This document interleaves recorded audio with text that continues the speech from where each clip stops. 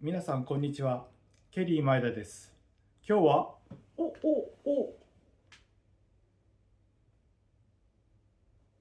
おーびっくりしましたね。前回はこのトリガー式、霧吹きのノズル、この中にある渦室の働きについて調べました。今回は渦室で回転した水がノズルからどのように出ていくか一緒に調べていきましょう。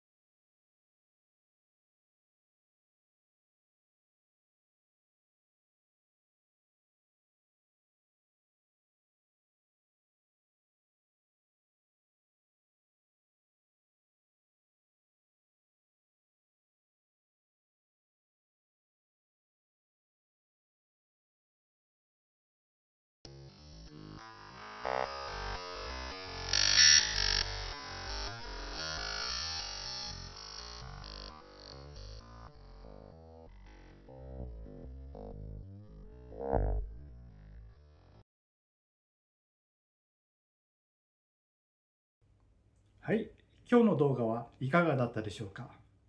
渦室で回転した水はそのまま回転して出ていくのではなくて、まっすぐ飛んでいくことを一緒に調べました。